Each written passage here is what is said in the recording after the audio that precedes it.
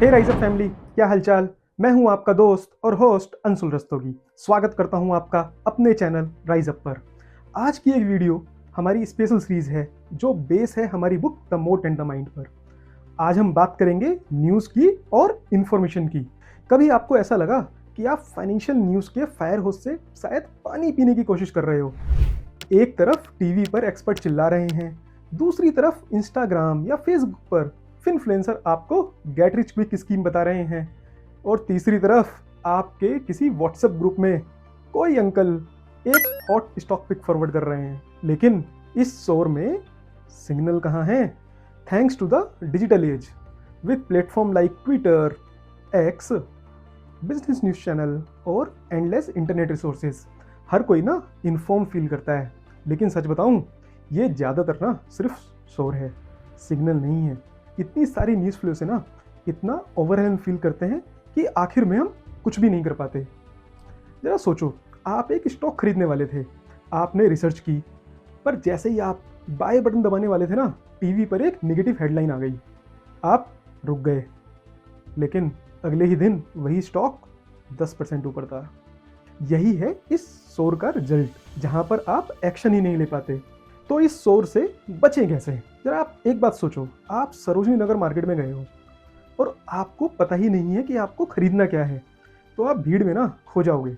लेकिन अगर आपको पता है ना कि ये स्पेसिफिक चीज़ लेनी है, तो आप सीधा उस दुकान पर जाओगे और वो खरीद लोगे। इन्वेस्टिंग में भी ना यही करना है।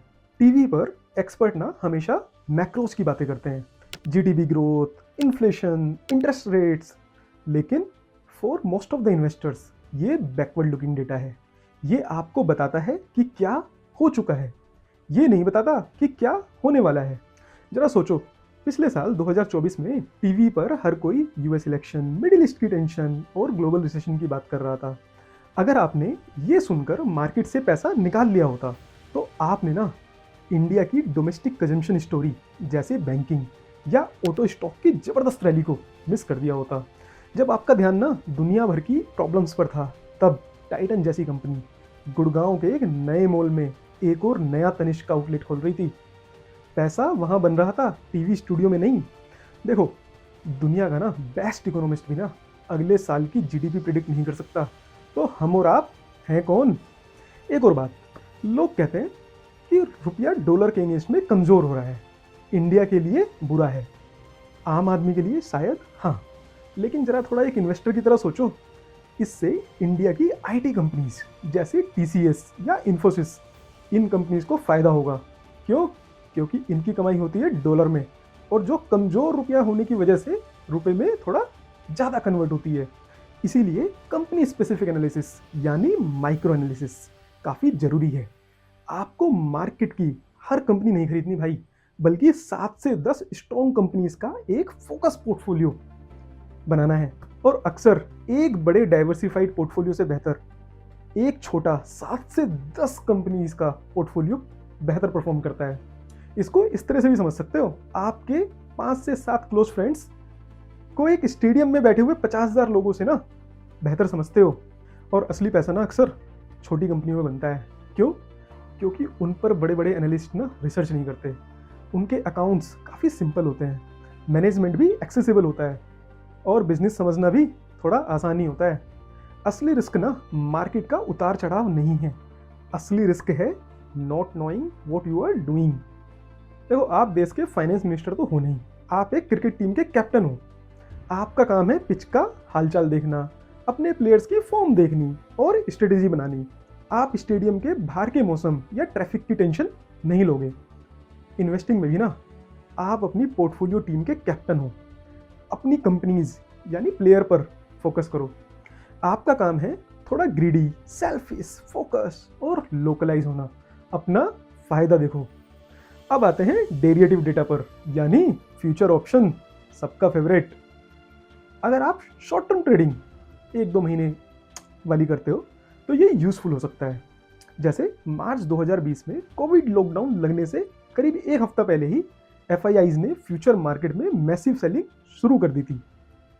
ये एक अर्ली सिग्नल था, लेकिन for a long term view like 5 years और मोर, डेरिवेटिव डेटा कबाड़ है। It adds zero value.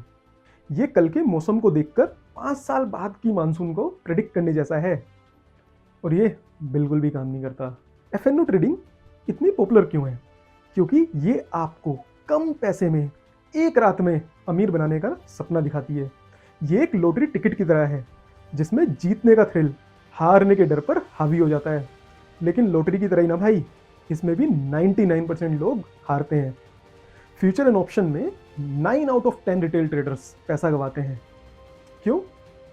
क्योंकि ये गेम आपसे और मुझसे ज़्यादा एफआईआईज और बड़े प्लेयर के लिए बना है। उनके पास हमसे ज़्यादा इंफॉर्मेशन और ज़्यादा कैपिटल है।